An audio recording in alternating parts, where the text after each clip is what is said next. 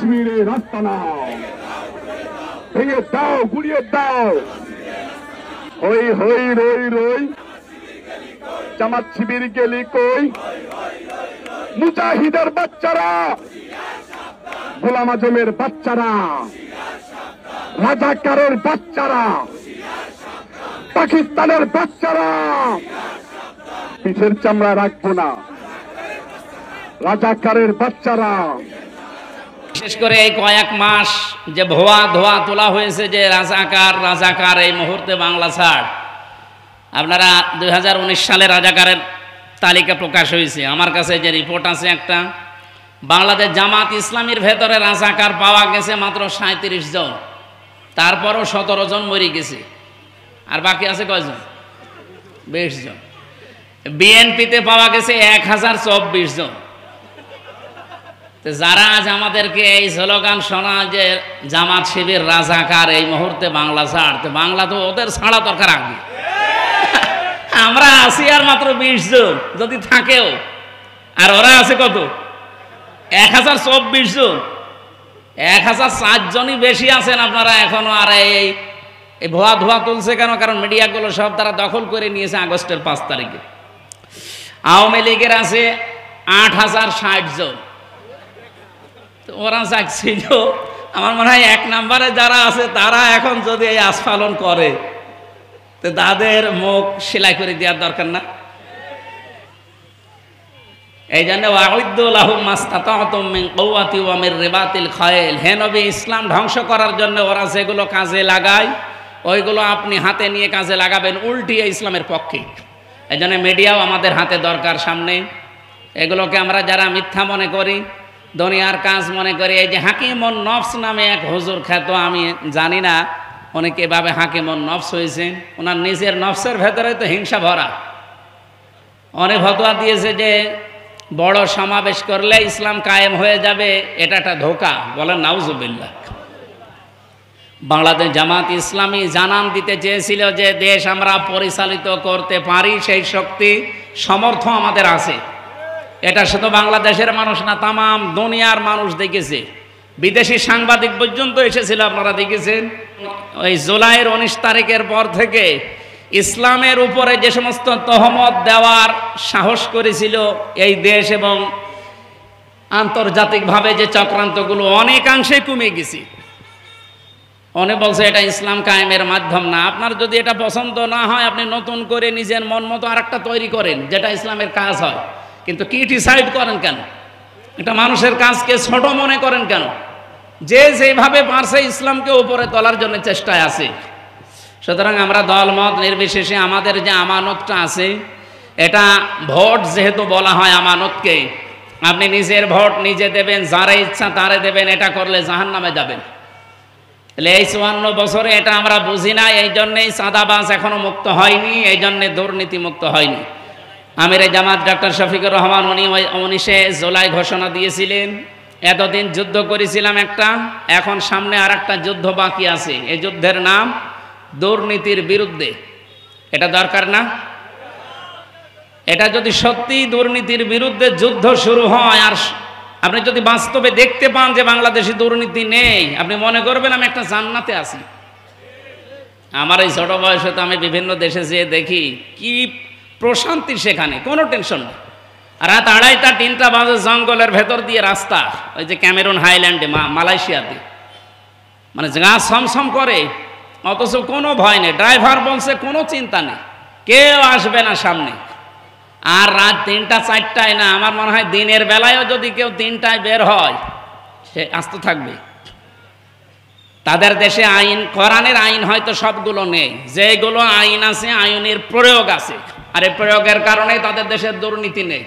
দেশটা আজকে 2004 সাল থেকে দাঁড়িয়ে গেছে বিশ্বের বুকে। আমরা 54 বছরেও দাঁড়াতে পারি না।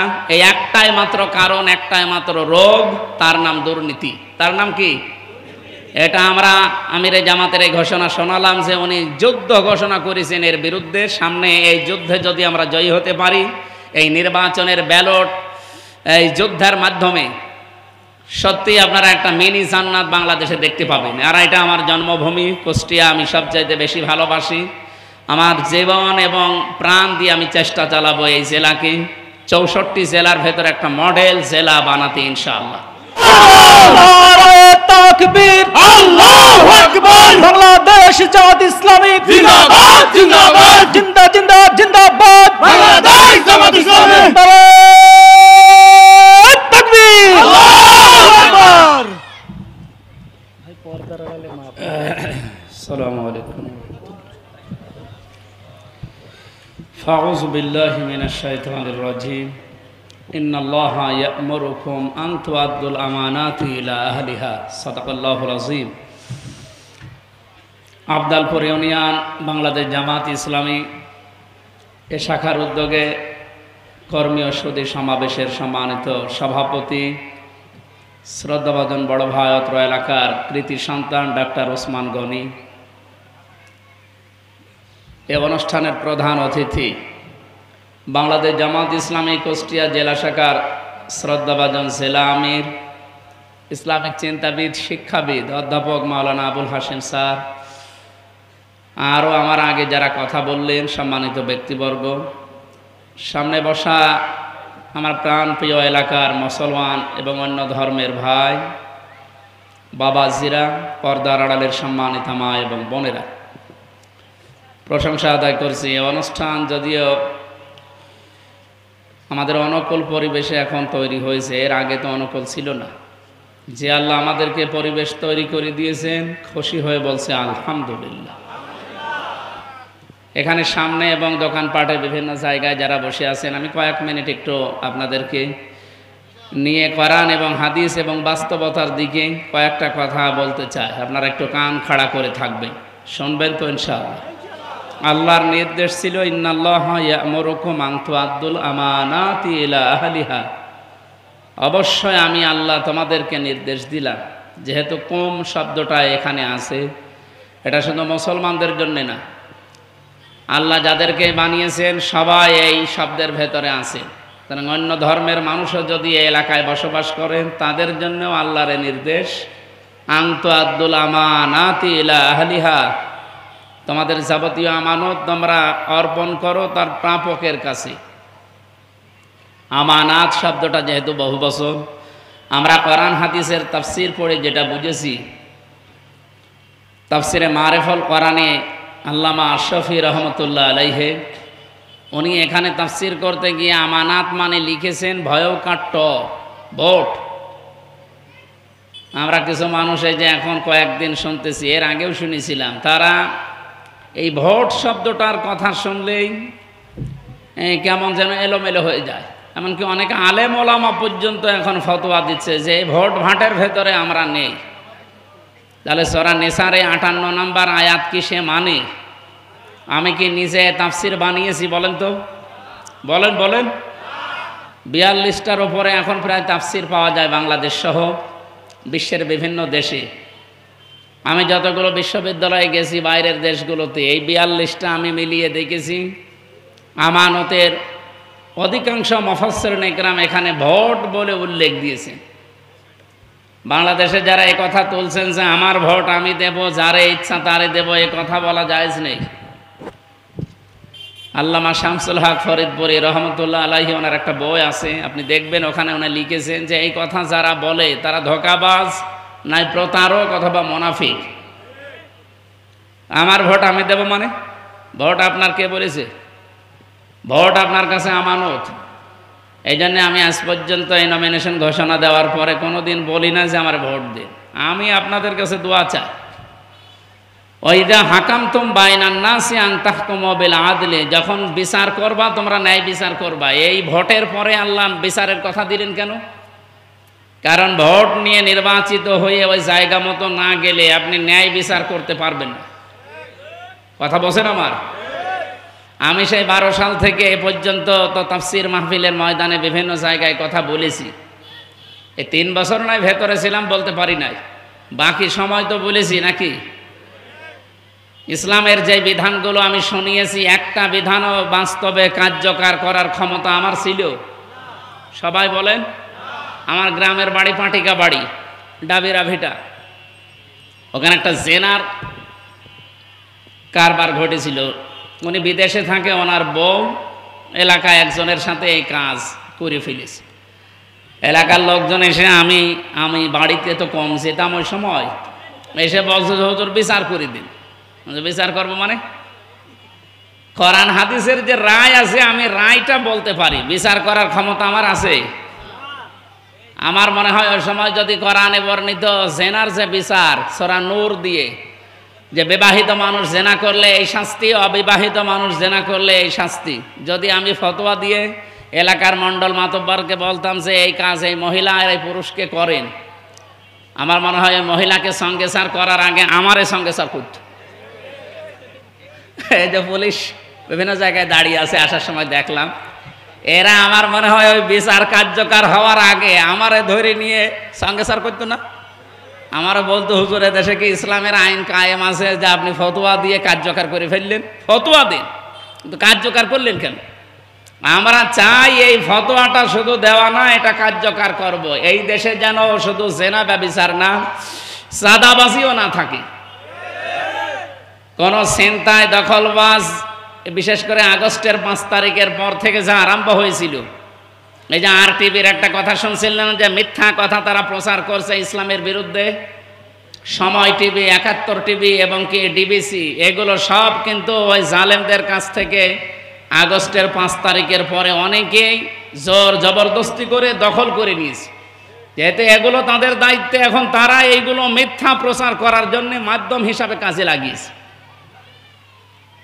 বিশেষ করে এই কয়েক মাস যে ধোয়া তোলা হয়েছে যে রাজাকার এই মুহূর্তে বাংলা ছাড়, আপনারা 2019 সালে রাজাকারের তালিকা প্রকাশ হয়েছে, আমার কাছে যে রিপোর্ট আছে একটা, বাংলাদেশ জামাত ইসলামীর ভেতরে রাজাকার পাওয়া গেছে মাত্র 37 জন, তারপরও 17 জন মরে গেছে, আর বাকি আছে কয়জন?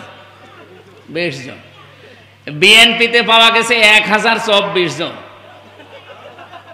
যারা আজ আমাদেরকে এই স্লোগান শোনা যে জামাত শিবির রাজাকার এই মুহূর্তে বাংলা ছাড়, তো বাংলা তো ওদের ছাড়া দরকার আগে।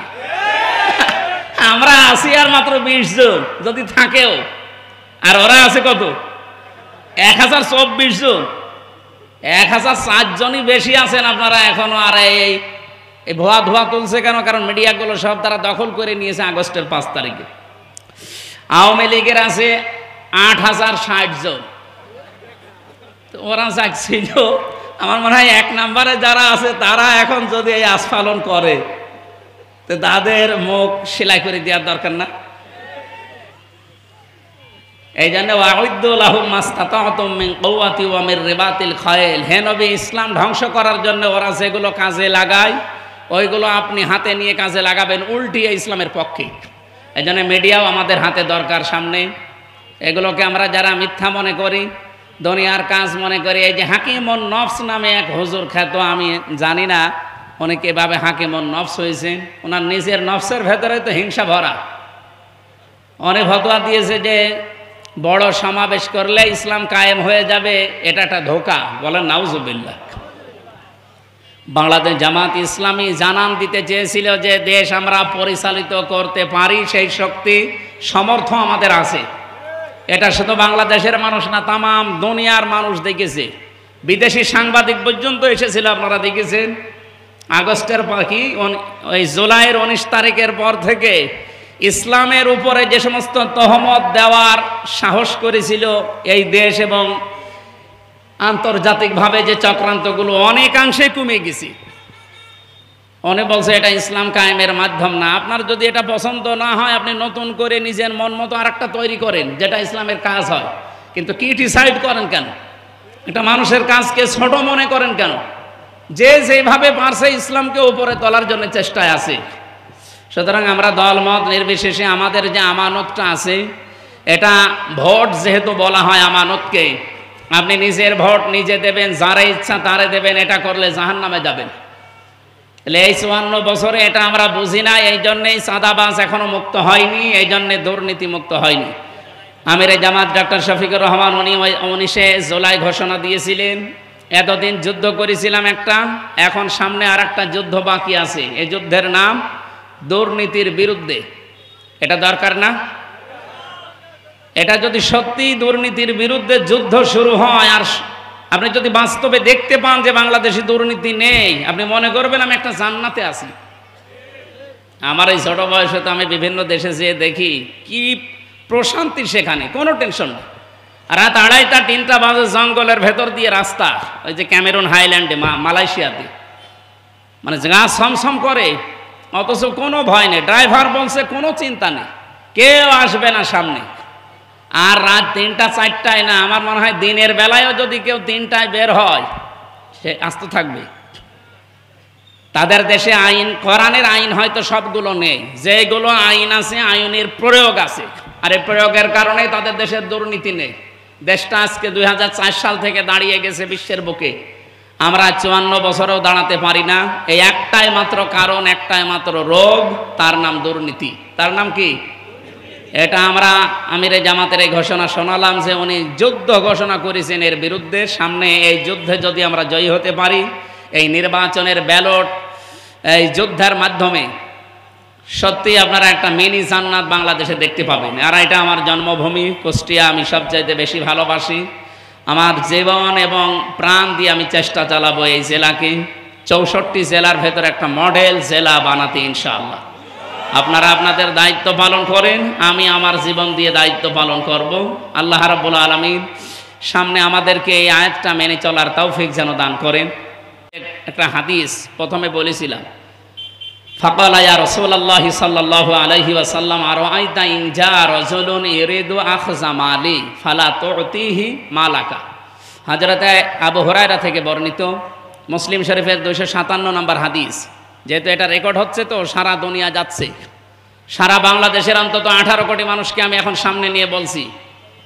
একটা লোক এসে বলে, হে রাসূল, কোনো চাঁদাবাজ যদি এসে আমার মাল নিয়ে যেতে চায় আমি কি করব? নবীজি বললেন, তুমি বাধা দিবা। বাধা দিতে গেলে মারামারি হয়, দস্তাদস্তি হয়, বলে হোক। মারামারি হয়ে যদি তুমি মারা যাও তাহলে ফাংতা শাহিদ, তুমি শহীদ। আর ও যদি মারামারি করে ধস্তাধস্তি করতে গিয়েও মরে যায়, ফাহুয়া ফিন্নার, ও জাহান্নামী। সুতরাং বাংলাদেশে যারা এই সমস্ত কাজে আছেন তাদেরকে আমরা সাবধান বাণী উচ্চারণ করছি, আপনি কিন্তু জাহান্নামে যাচ্ছেন এই চাঁদাবাজি, টেন্ডারবাজি এবং এই দখলবাজির মাধ্যমে। ইসলাম যদি আসে, নবীর এই হাদিসকে আমরা এই দেশে 100% কার্যকর করব ইনশাআল্লাহ। চাঁদাও থাকবে না, বাজিও থাকবে না। আপনারা এরকম একটা সমাজ দেখতে চান না? সবাইকে আমরা আহ্বান জানাচ্ছি এই সমাজ গঠন করার জন্য উদ্বুদ্ধ হয়ে এগিয়ে আসেন। বাংলাদেশ জামাত ইসলামের পতাকা তলে, আমিও ছিলাম না এই দলে, আমিও বুঝে শুনে এসেছি। আপনারাও আসেন, দেখবেন দেশটা আবার মালয়েশিয়া, সিঙ্গাপুরের মতো দাঁড়িয়ে যাবে ইনশাআল্লাহ। আজকে তো 29 তারিখ, আর মাত্র 4 দিন 5 দিন পরে আমি আল্লাহর নবীর কবর এবং আল্লাহর ঘর তাওয়াফের জন্য যাচ্ছি পরিবার নিয়ে। দোয়া চাচ্ছি আপনাদের কাছে, আল্লাহ যেন আমার আমরা হজকে হজ্জে মাবরুর হিসাবে কবুল করেন, আমিন। এই আয়োজনে যারা সম্পৃক্ত ছিলেন, যারা কষ্ট করে এসেছেন, শুধু এসেছেন আর সম্পৃক্ত ছিলেন না, এটা পুরাটাই ইবাদত। আপনি যতক্ষণ সময় দিয়েছেন, শ্রম দিয়েছেন, ধৈর্য ধরে বসে আছেন, পুরাটা মনে করবেন আমি নামাজে ছিলাম। কারণ আমরা যা করছি আল্লাহর জন্য। কার জন্য বলেন তো? এটা কি লোক দেখানোর জন্য করছি? না, আমাদের যা কাজ, ভোটও আমরা আল্লাহর জন্য করি। আর অন্য যারা আছে তারা ভোট আল্লাহর জন্য করে না, তারা ওই জায়গায় 10 লক্ষ টাকা খরচ করে যেতে পারলে 50 লাখ টাকার মালিক হবে। আর আমরা 10 লাখ টাকা খরচ না, আমাদের 1 টাকা খরচও নেই, মালিক হওয়ার ধান্দাও নেই। আমিরে জামাতের ঘোষণা ছিল না, কেউ যদি এমপি মন্ত্রী হয় জামাত থেকে, তার 1টা টাকা 5 বছরে বাড়বে না। উনি তো 1 টাকা বলেছে, আমরা বলছি 4 আনাও বাড়বে না ইনশাআল্লাহ, আমিন। বারাকাল্লাহু লানা ওয়া লাকুম ফিল কোরআনিল আযীম। আসসালামু আলাইকুম ওয়া রাহমাতুল্লাহ।